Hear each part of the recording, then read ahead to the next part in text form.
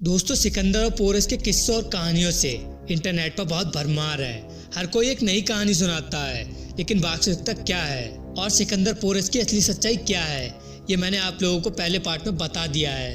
दोस्तों, सम्राट पोरस की वीडियो का ये दूसरा पार्ट है। अगर आप लोगों ने पहला पार्ट नहीं देखा है तो वो देख लो, नहीं तो ये वीडियो आगे समझ नहीं आएगी। तो पहली वीडियो का लिंक नीचे डिस्क्रिप्शन में और ऊपर आई बटन में मिल जाएगा। दोस्तों, पहली वीडियो को देखकर आप लोगों को पोरस और सिकंदर की असली सच्चाई के बारे में पता चल गया होगा। दोस्तों, इसमें कोई शक नहीं है कि सिकंदर एक कुशल योद्धा था और इतिहास के पन्नों में महत्वपूर्ण स्थान रखता है। लेकिन उसके नाम के आगे महान लगाया जाए और उसे विश्व विजेता कहा जाए या नहीं, ये मैंने आप लोगों पर डिसाइड करना छोड़ा था। तो काफी लोगों के विचार आए, सिकंदर का पूरी दुनिया जीतने का सपना ही रह गया और सिकंदर को महान कहा जाए, ऐसे उसमें कोई गुण नहीं थे। वो किसी के ऊपर दया भाव नहीं करता था। बहुत से लोग कहते हैं कि सिकंदर ने भारत को जीता था। इससे एक प्रश्न उठता है कि उस समय का भारत ऐसा नहीं था जैसा आजकल हम लोग देखते हैं। उस समय अलग अलग 16 जनपद थे आपस में बटे हुए। उन्हीं में से एक दो को सिकंदर ने जीता था। उन्हीं में से गांधार प्रदेश के राजा अम्बी ने सिकंदर के साथ संधि की थी, क्योंकि उनकी बैर थी राजा पोरस के साथ। राजा पोरस से बदला लेने के लिए वो सिकंदर के साथ मिल गए। इतिहास में लिखा हुआ है, राजा पोरस अपनी बहादुरी से बहुत विख्यात थे। पंडित जवाहरलाल नेहरू अपनी पुस्तक ग्लिम्प्सेस ऑफ वर्ल्ड हिस्ट्री में लिखते हैं, सिकंदर अभिमानी, उद्दंड, क्रूर और हिंसक राजा था।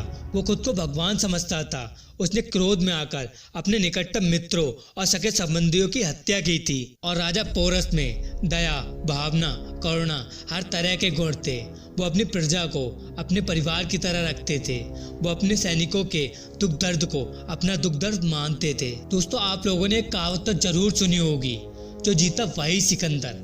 यदि सचमुच में हमने भारतीय इतिहासकारों को अगर ठीक से पढ़ा होता तो आज हम जरूर कहते, जो जीता वही पोरस। दोस्तों, राजा पोरस की मृत्यु के दो तथ्य हैं, एक भारतीय पुस्तकों पर आधारित है और दूसरा ग्रीक पुस्तकों पर आधारित है। दोस्तों, राजा पोरस के समय और मौर्यकालीन के समय सबसे महत्वपूर्ण जानकारी देने वाला स्रोत मुद्रा राक्षस है। जो भारतीय पुस्तक है मुद्रा राक्षस, उसमें बहुत ही अच्छी तरह से राजा पोरस का वर्णन किया गया है।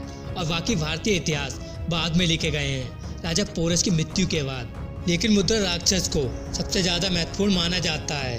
लेकिन सबसे बड़ी बात यह है, मुद्रा राक्षस में राजा पोरस को राजा प्रवर्तक के नाम से संबोधित किया गया है।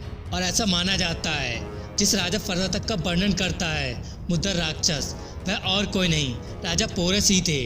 और वहीं बात करें ग्रीक पुस्तकों की, तो वहाँ दोस्तों राजा पोरस को पोरस शब्द से संबोधित किया गया है। और सबसे पहले पोरस शब्द का इस्तेमाल यूनानियों द्वारा किया गया था राजा पुरुषोत्तम के लिए, क्योंकि उन्हें बोलने में राजा पुरुषोत्तम बहुत कठिन लगता था और उनसे बोला नहीं जाता था। इसीलिए उन्होंने उनका नाम रखा पोरस। तो ऐसे राजा पोरस के नाम से संबोधित किया गया है ग्रीक पुस्तकों में राजा पुरुषोत्तम को।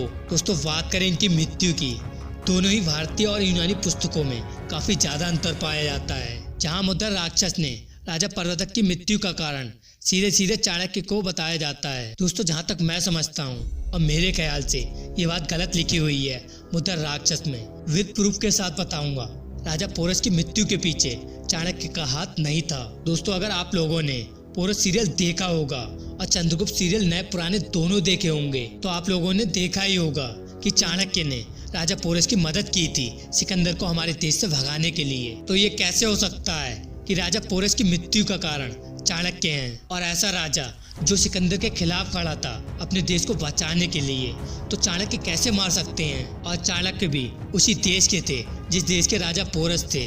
और चाणक्य भी सिकंदर को अपने देश में नहीं घुसने देना चाहते थे। दोस्तों, अगर आप लोगों को लगता है कि चाणक्य ने राजा पोरस को मारा होगा तो नीचे कमेंट बॉक्स में जरूर बताना। दोस्तों, ग्रीक दस्तावेजों में वर्णन मिलता है कि राजा पोरस को असामान्य शक्ति रखने वाला एक वीर योद्धा, एक वीर राजा बताया गया है। और वहीं पर यह वर्णन किया गया है कि कदकाठी में सिकंदर से काफी ज्यादा बलवान थे और उनका बल असामान्य था। किसी आम व्यक्ति से उनकी तुलना नहीं की जा सकती, ये ग्रीक दस्तावेजों में लिखा है। और राजा पोरस को महान शासक के रूप में विख्यात किया गया है। और वहीं पर ग्रीक पुस्तकों में ऐसा वर्णन मिलता है, सिकंदर और पोरस का युद्ध बैटल ऑफ द हाइडा स्पेस जब पूरा हुआ था, तब सिकंदर वापस लौट रहा था तो यूदेमस नामक एक यूनानी सैनिक ने राजा पोरस की हत्या कर दी थी। दोस्तों आप लोगों ने पोरस सीरियल में देखा होगा, सेल्यूकस ने राजा पोरस की धोखे से हत्या कर दी थी।